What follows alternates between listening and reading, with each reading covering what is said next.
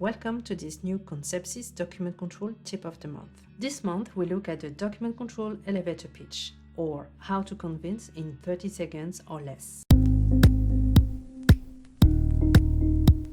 Have you ever wondered how to explain document control simply? When someone asks, "What do you do for a living?" do you struggle to give a simple and easy answer? When you meet a manager for the first time and they ask you what you do, have you ever wished that you had a ready-made answer? Document control professionals often suffer from the fact that their interfaces lack the understanding of what document control is, what a document controller does and doesn't, and how document control is useful to the organization. This is why it's critical to have an elevator pitch. What's an elevator pitch? It's a brief speech used to catch someone's interest and to convince them. The target duration for the pitch is no longer than an elevator ride, so 20 to 30 seconds maximum. In essence, if you are caught by surprise and you only have 30 seconds or less to explain what document control is and why it's important, would you be able to? Needless to say, the elevator pitch is not something you improvise. It must be carefully prepared and memorized. So how is it useful? First, it's short.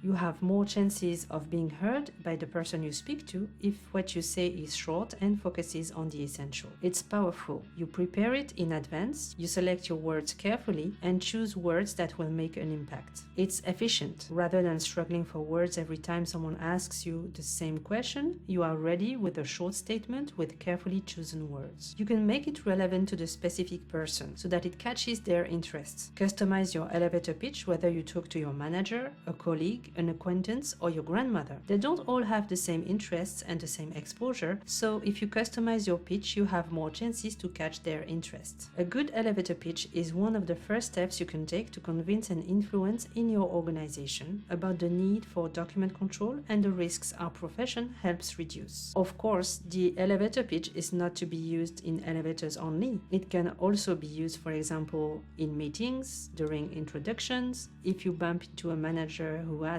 what you do, at the coffee machine, to explain your profession to family members, and every time someone asks, "What do you do for a living?" So let's review a couple of examples of document control elevator pitches. The first example is targeted at your grandmother or maybe an acquaintance. "I'm a document controller. I'm a combination of a technical librarian and an auditor. My role is to ensure that users can trust the documents that our organization produces or receives. I do this by performing systematic checks and by ensuring that people producing, receiving, and using documents follow strict protocols. It's an important role because it helps keep people safe and it protects my employer against risky mistakes contained in documents." The second example is targeted at a colleague or professional interface. As a document controller, I'm a gatekeeper. I allow only correct documents to be published and used. I help ensure that users work only with up-to-date, reliable, checked, formally approved documents. As an independent auditor, I coordinate protocols for producing and delivering documents, and I check documents before they are officially published. My role is important because it helps keep people safe and it protects the organization against negative consequences that incorrect documentation can cause. The third example is targeted at a manager or director. My role, document control, is part of risk minimization measures for the organization. As an independent auditor, I support processes for producing and delivering documents, and I check documents before they are officially published. I help protect people and the organization against negative consequences that incorrect documentation can cause by ensuring that users work only with up-to-date, checked, and formally approved documents. How to prepare your elevator pitch. First, identify the main idea you want the person to remember. Make a list of sentences you could use in your pitch. Make them short, use simple words. Identify who will be the recipient, a manager, a colleague, a family member. Then in the list from step 2, pick 2 or 3 that would be the most relevant for the recipient identified in step 3. Rehearse. How would you say it? How long would it take? What can you improve?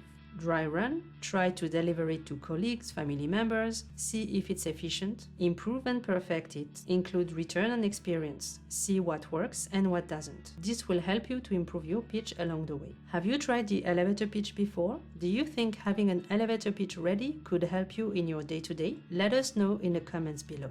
If you wish to know more about document control and improve your skills in and around the document control profession, join us in one of our courses, which allow to develop your skills and get your career on the right track. We have different courses, each one designed to accompany you throughout your career in document control. You can find the link in the description below. We regularly release new content on document control, so don't forget to subscribe to this channel, to like this video, and to hit the notification bell to be notified of any useful new content.